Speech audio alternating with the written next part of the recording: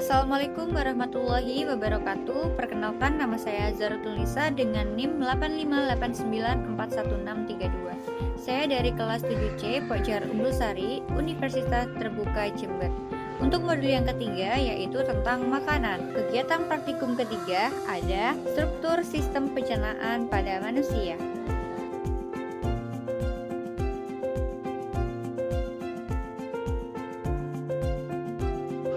Sistem pencernaan makanan merupakan suatu sistem yang bertujuan untuk memecah bahan makanan menjadi struktur yang lebih sederhana sehingga dapat diserap oleh sel-sel tubuh.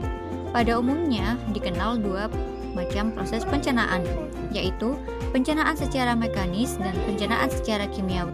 Pencernaan secara mekanis merupakan proses pencernaan yang melibatkan beberapa gerakan otot seperti gerakan mengunyah dan gerakan peristalsis.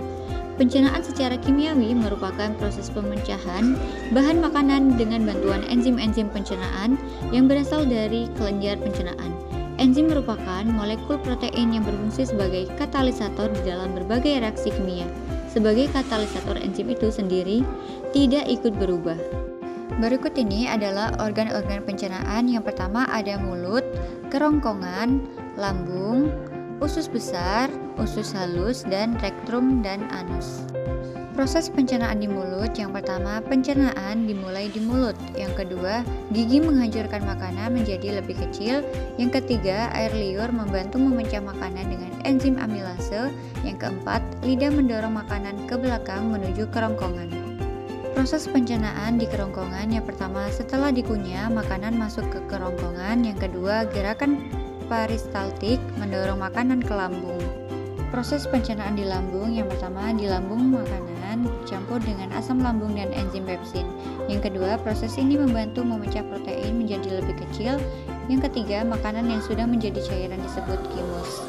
Proses pencernaan di usus halus, yang pertama setelah dari lambung, kimus masuk ke usus halus. Yang kedua, empedu dari hati dan enzim dari pankreas membantu memecah lemak, karbohidrat, dan protein. Yang ketiga, usus halus juga menyerap nutrisi penting melalui dinding usus dan masuk ke dalam darah.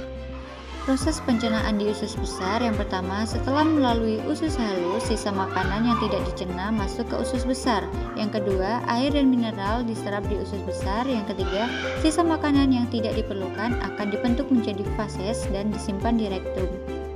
Nutrisi yang dibutuhkan tubuh, karbohidrat sebagai sumber energi, protein untuk membangun dan memperbaiki sel, lemak untuk cadangan energi, vitamin dan mineral untuk menjaga fungsi tubuh, air untuk membantu proses pencernaan dan mengatur suhu tubuh. Fungsi masing-masing nutrisi, karbohidrat untuk memberikan energi untuk aktivitas sehari-hari, contoh yaitu nasi, roti, dan kentang. Protein membangun otot untuk jaringan tubuh, contohnya daging, telur, kacang-kacangan. Yang ketiga, lemak memberikan energi cadangan dan melindungi organ dalam.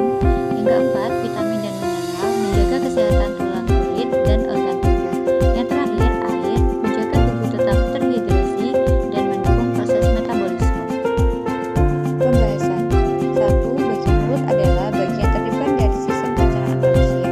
Mulut dianggap sebagai pintu bagi makanan dan minuman yang telah dikonsumsi untuk masuk dan diteruskan kepada sistem pencernaan selanjutnya. Bagian mulut terdapat beberapa bagian penting, diantaranya adalah lidah. Lidah berfungsi untuk merasakan makanan serta memposisikan makanan agar mudah dikunyah dan membantu makanan agar mudah ditelan. 2. Bagian kerongkongan atau esofagus berasal dari bahasa ilmiah. Kerongkongan merupakan lorong yang akan dimasuki makanan yang selesai dikunyah dan telah diproses di dalam mulut.